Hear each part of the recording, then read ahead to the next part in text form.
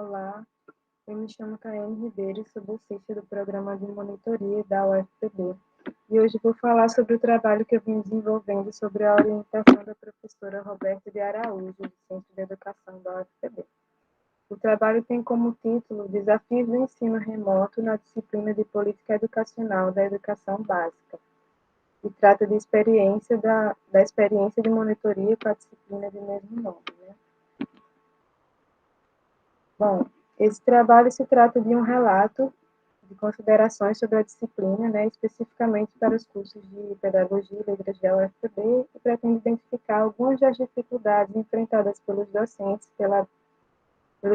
pela docente e por mim, que sou monitora, durante o período suplementar remoto 2021.1.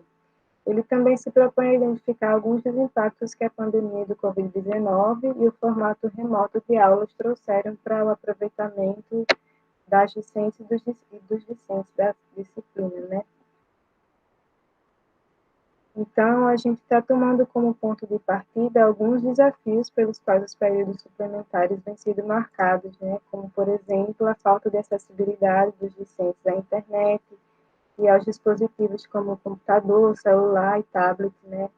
O estreitamento na comunicação e nas interações que vem sendo ocasionado pelo distanciamento físico, né, onde muitas vezes a gente vê o professor dando aula para ícones em salas virtuais, por exemplo, muitas vezes tendo que checar constantemente se as pessoas estão realmente ali ou não, né?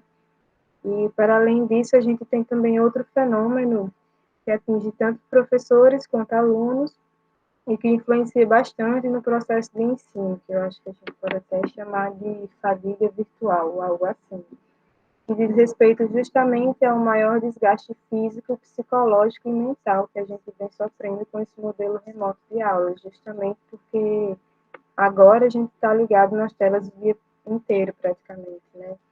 E como consequência disso, nós temos um quadro onde discentes e docentes se encontram desestimulados e mentalmente sobrecarregados.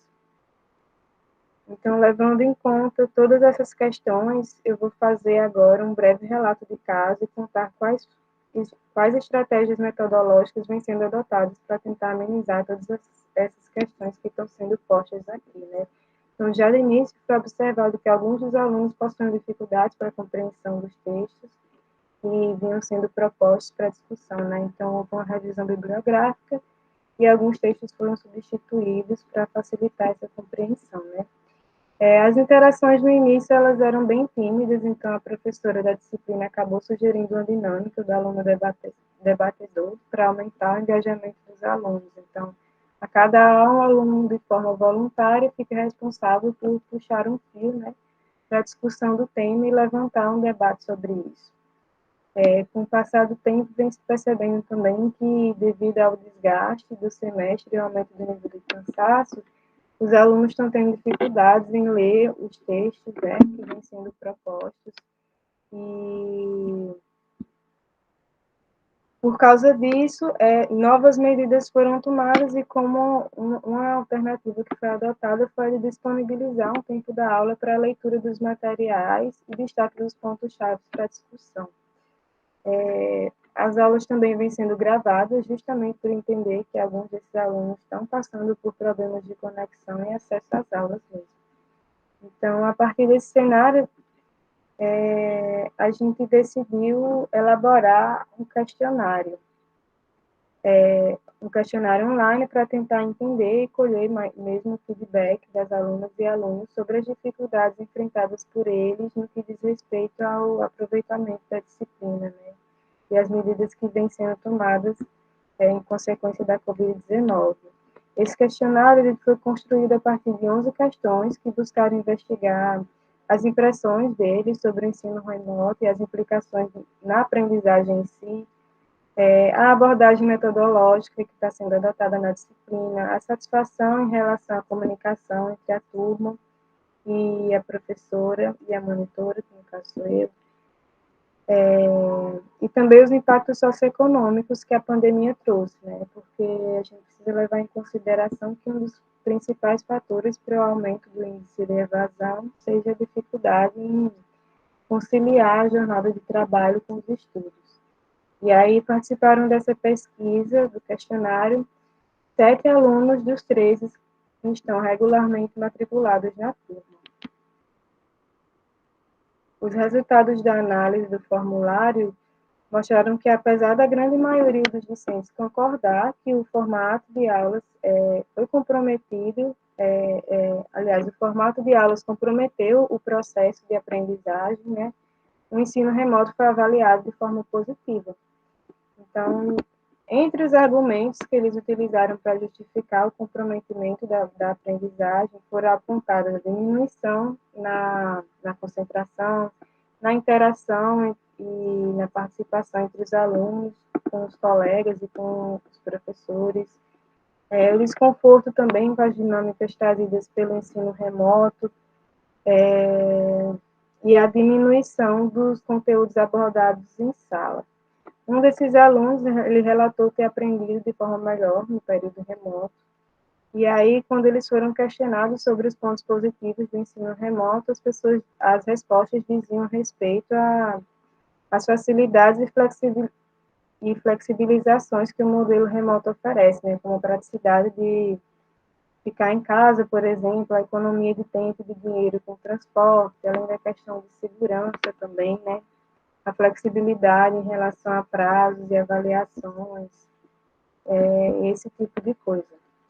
Em relação ao suprimento das necessidades de comunicação, 85,8% dos entrevistados afirmaram serem suficientes os canais de comunicação que a gente vem utilizando, como a plataforma CIGA, o e-mail, o WhatsApp.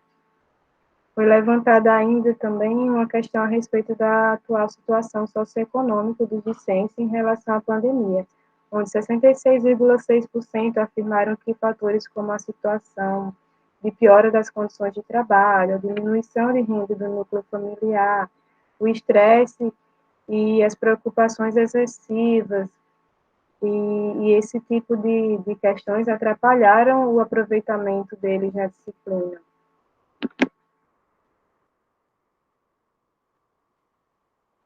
Então, assim, de uma forma geral, a gente percebe que, apesar da diminuição de aprendizagem ocasionada pelo distanciamento social, foram identificados aspectos positivos nas mudanças e nos formatos de aula. Ou seja, esses dados apontam para uma necessidade de maior investigação, né, sobre a reformulação dos formatos de aula, tanto presenciais quanto remotas, e acho que convida a gente a considerar também essa necessidade de integrar espaços e perspectivas diversas para a complementação das experiências de ensino, né? E justamente esse contato, esse contato na prática que o programa de monitoria traz para nós docentes, né? É um dos exemplos de como a gente pode construir um entendimento bem mais amplo sobre os desafios que estão aguardando a gente aí nessa caminhada docente, para que a gente possa desenvolver estratégias e possa contribuir para a abertura de novas perspectivas.